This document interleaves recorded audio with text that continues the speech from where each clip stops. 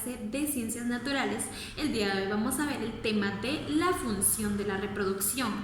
Les voy a empezar diciendo pues que los seres vivos tenemos capacidad pues de reproducirnos, de tener descendencia, es decir, pues de tener hijos, ¿verdad? De reproducirnos de esa forma. Entonces, pues si nos damos cuenta, pues hay descendencias, es porque el ser humano pues tiene esa capacidad, ¿verdad?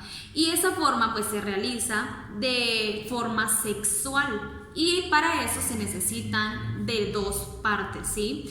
De una persona de género masculino y otra de género femenino, para que pueda darse la reproducción, porque a través de unas células pues nosotros nos reproducimos. Entonces les voy a ir explicando. Acá nos dicen que lo que les decía, la reproducción en los seres humanos es sexual. Eso significa que deben participar dos individuos, uno de sexo masculino, que es el padre, y otro de sexo femenino, que es la madre. En este proceso se unen dos tipos de células sexuales mediante la fecundación y parte de la información genética de los padres se combina.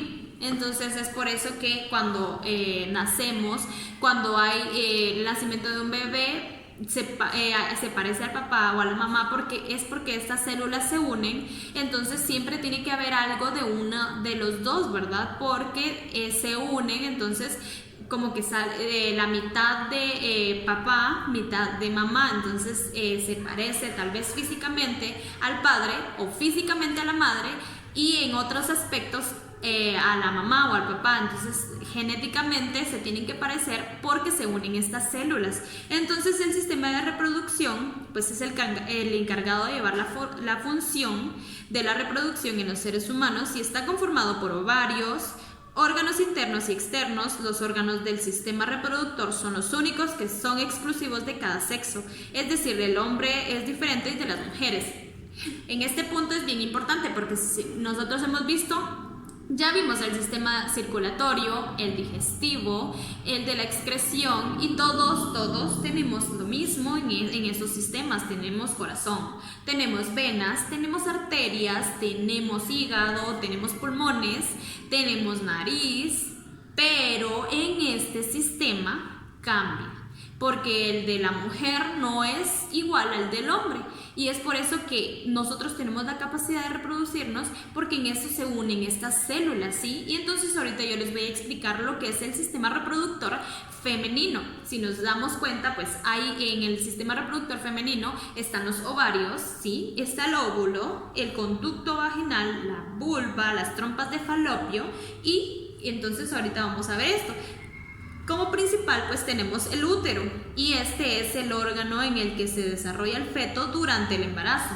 Este es cuando las células se unen, y entonces ya llega ¿verdad? El órgano, entonces ahí se va formando el embrión, el feto, ¿verdad?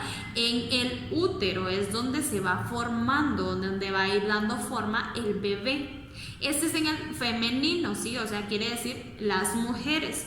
Y luego está el conducto, están las trompas de falopio, que son dos conductos que comunican los ovarios con el útero. Entonces, esto tiene relación porque comunican los ovarios con el útero, ¿sí? Las trompas de falopio. Y luego están los ovarios, que son los órganos en donde se reproducen las células sexuales femeninas, que se llaman óvulos, ¿sí? Entonces aquí se producen las células sexuales femeninas en los ovarios, que están por las trompas de falopio, ¿sí? Y luego está el conducto vaginal, que es un canal que comunica el útero con el exterior, ¿sí? El conducto vaginal comunica al útero, ¿sí? El útero es donde se va a desarrollar el bebé. Entonces este es un conducto, ¿verdad? Es como un tubito que va a conducirlo hacia el útero. Y luego está la vulva, que es la parte externa del aparato reproductor. Está formado por dos pliegues de piel, los labios que protegen los orificios del conducto vaginal y la uretra. Este ya es externo, eso no es interno, ¿sí? Y luego acá vamos a ver los óvulos, ¿sí? Son las células sexuales femeninas que se forman en los ovarios. Son las células más grandes del cuerpo, tienen forma de esfera y son las únicas que pueden ver Se pueden ver a simple vista ya que poseen el tamaño de un grano de azúcar. Los óvulos contienen la información genética de la madre, ¿sí? Entonces ahí es como, esa es la información que tienen los óvulos, ¿verdad?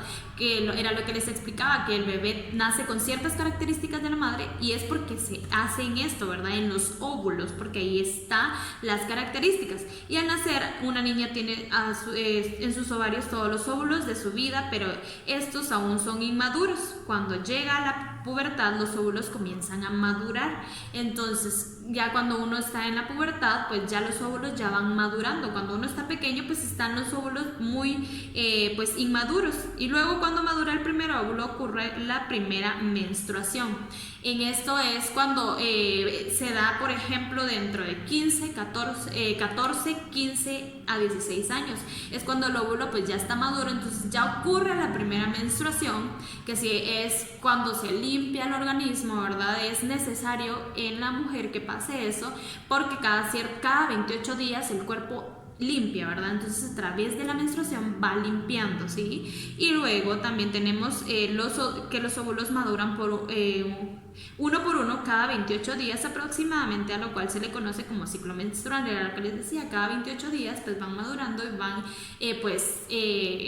extrayendo todo lo que no funciona, ¿verdad? Están limpiando esa parte, ¿sí? Está limpiando todo el sistema reproductor femenino, ¿sí? Es como cuando lo que les explicaba en la excreción, que nuestro cuerpo desecha muchas cosas a través de la orina, de las heces, del sudor. Entonces en la mujer el sistema reproductor pues de esa forma va desechando, ¿verdad? Cada 28 días. Entonces, alrededor de los 50 años se acaban los óvulos con los que nació la mujer y se inicia un periodo que se conoce como menopausia. A partir de este momento se termina la época fértil de la mujer, a la vez que se detiene el ciclo menstrual. Entonces, a partir de los 50 años, las personas pues se les acaba el ciclo de reproducción. Entonces, ahí en ese momento pues los óvulos ya no pueden realizar ese proceso, ¿verdad? Ya no hay como que la reproducción ya no se da, porque ya los óvulos ya no pueden, ya llegaron a cierta edad, ya maduraron y ya no puede haber más reproducción. Bueno, y también tenemos el sistema reproductor masculino. Como les dije, pues no son iguales. Entonces al igual que las mujeres, el sistema reproductor masculino se encarga de la reproducción sexual o de los espermatozoides que es necesaria para la reproducción. Para ello, el sistema reproductor masculino también cuenta con órganos externos e internos.